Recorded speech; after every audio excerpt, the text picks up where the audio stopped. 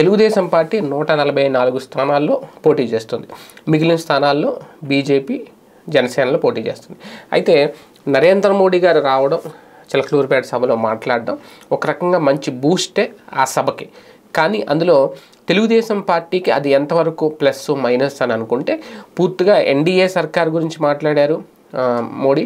అలాగే ఆయన ఇప్పటివరకు కేంద్రం అందిస్తున్న పథకాలు, పల్నాడు ప్రాంతానికి ఇచ్చిన పక్కా గృహాలు, రాష్ట్రంలో ప్రధానమంత్రి ఆవాస్ యోజన కింద ఇప్పటివరకు ఇచ్చిన 10 లక్షల ఇల్లు, ఇవన్నీ చెప్పుకొచ్చారు. కానీ ఎక్కడా కూడా ఇండివిజువల్గా తెలుగుదేశం పార్టీని పొగిడిన సందర్భాలు కానీ, తెలుగుదేశం పార్టీ అవసరం కానీ, రాష్ట్రాల్లో టీడీపీ వస్తేనే బాగుంటుందని కానీ ఈ మాటలు మాట్లాడకపోవడం ఒక రకంగా ఇప్పుడు తెలుగుదేశం పార్టీ ఆలోచనలో పడింది. అదే నేపథ్యంలో చంద్రబాబు నాయుడు గారు కూడా ఇప్పటివరకు కేంద్రం ఇస్తున్న పథకాన్ని ఆ వేదిక మీద ఆయన చదివి వినిపించడం, అలాగే నరేంద్ర మోడీని ఆయన పొగడ్డం, ఆయన ఒక రకంగా ఇప్పటివరకు ఆయన నోట వినని మాటలు. ఒకప్పుడు విమర్శించిన అదే నరేంద్ర మోడీని విమర్శించిన చంద్రబాబు ఇప్పుడు అదే వేదిక మీద ఆయన్ని పొగుడుతూ, ఆయన ఇప్పటివరకు మోడీ హయాంలో వచ్చిన పథకాలను, అలాగే డిమానిటైజేషన్ దగ్గర నుంచి ప్రతిదీ గుర్తు చేసి మాట్లాడడం. అంటే ఇక్కడ ఎంతగా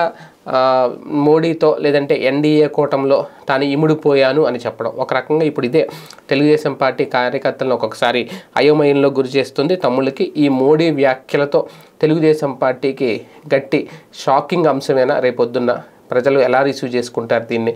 ఎన్నికల మీద ఎటువంటి ప్రభావం చూపిస్తుంది? ఇదే నడుస్తుంది చర్చ. చూద్దాం అంతిమంగా ఏం జరుగుతుందో.